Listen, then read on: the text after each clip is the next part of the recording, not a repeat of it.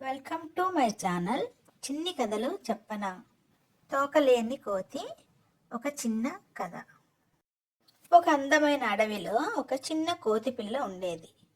ఆ ఒంటరి కోతి పిల్లకు చిన్నప్పుడే ప్రమాదంలో తోక తెగిపోయింది. ఆ అడవిలో ఎవరు కూడా ఆ కోతితో సఖ్యంగా ఉండేవారు కాదు. పైపెచ్చు ఆ కోతికి తోక లేదని మిగతా కోతులన్నీ కలిసి ఎగతాళి చేసేవి. ఆ చిన్న కోతిపిల్ల చూస్తుండగానే చెట్టుకి తోకతో తలకిందులుగా వేలాడేవారు. అలాగే రకరకాల చేష్టలు చేసేవారు. దాన్ని ఏడిపించేవారు. అసలే ఒంటరిగా ఉంటుంది. పైపెచ్చు ఏ జంతువులు కూడా సరిగ్గా మాట్లాడవు. దానికి తోడు మిగతా కోతులన్నీ కూడా ఇలా ఎగతాళి చేస్తుంటే అప్పుడప్పుడు ఈ చిన్న కోతి ఎంతో బాధపడేది. కానీ అంతలోనే అన్నీ మర్చిపోయి మామూలు అయిపోయేది ఆ చిన్న కోతి పిల్ల ఎంతో ఉత్సాహంగా. ఒకరోజు అడవిలో జంతువులన్నీ అటు ఇటు తిరగసాగాయి భయంతో. పెద్ద పెద్ద జంతువులు చిన్న జంతువులు అన్నీ కూడా ఒక చోట చేరి మాట్లాడుకోసాగాయి.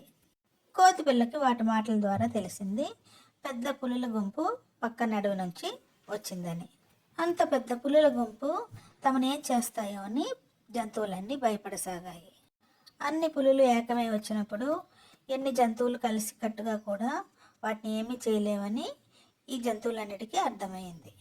ప్రాణ భయంతో జంతువులన్నీ అటు ఇటు తిరగసాగాయి. భయంతో చిన్న కోతి పిల్లకి ఒక ఆలోచన వచ్చింది. మిగతా జంతువులతో అన్నది, మీరన్నీ తల దిక్కు దాక్కోండి, నేను ఒక పథకం వేస్తాను అని చెప్పింది. అటువంటి క్లిష్ట పరిస్థితుల్లో ఉన్న జంతువులన్నీ కోతి చెప్పిన దానికి తలాడించి తలో దిక్కున పారిపోయి దాక్కున్నాయి. ఈ చిన్న కోతి చెట్టుపై నుంచి చూడసాగింది. దూరం నుంచి పెద్ద పులుల గుంపు రాసాగింది అడవి వైపు. అన్నిటికన్నా ముందున్న పెద్ద పులిని చూసింది చిన్న కోతి. చిన్న కోతి మనసులో ఒక ఆలోచన వచ్చింది. అది వెంటనే చెట్టు దిగి పెద్ద పులికి కనిపించినట్టుగా ఒక చిన్న కొమ్మ మీద కూర్చుంది.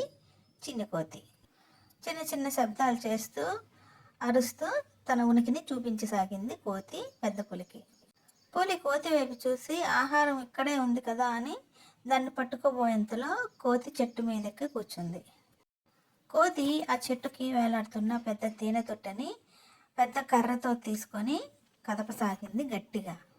బలంగా కర్రతో తేనె తొట్టను కొట్టగానే తేనెటీగలకి కోపం వచ్చి గట్టిగా ఎదురుగా నిలబడి ఉన్న పెద్ద పులి మీదకి దాడి చేసి కసితీరా కొట్టసాగాయి తేనెటీగలు.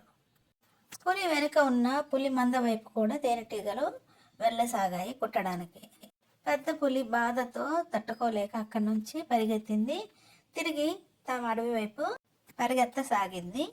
దాని వెనకే మిగిలిన పులులన్నీ కూడా వెంటపడి పరిగెత్తసాగాయి. పులులన్నీ అడవి విడిచి పారిపోయిన వెంటనే మిగిలిన జంతువులన్నీ ఒకటొకటిగా బయటకు వచ్చాయి, సమావేశమయ్యాయి. ఇంత మంచితనము శక్తియుక్తులు ఉన్న ఈ కోతిపిల్లన మనము ఇన్ని రోజులు అవమానపరిచాము అని చెప్పి అన్నీ బాధపడ్డాయి. కోతిపిల్లకు జంతువులన్నీ శబాషని పొగడ్తలతో ముంచెత్తేశాయి. ఏనుగైతే కోతిపిల్లని తన మీద ఎక్కించుకొని అడవంతా తిప్పింది. మిగిలిన కోతులన్నీ కూడా తాము ఎగతాళి చేసినందుకు క్షమాపణలు అడిగాయి చిన్న కోతిని. అన్నీ కలిసి సంబరాలు చేసుకున్నాయి.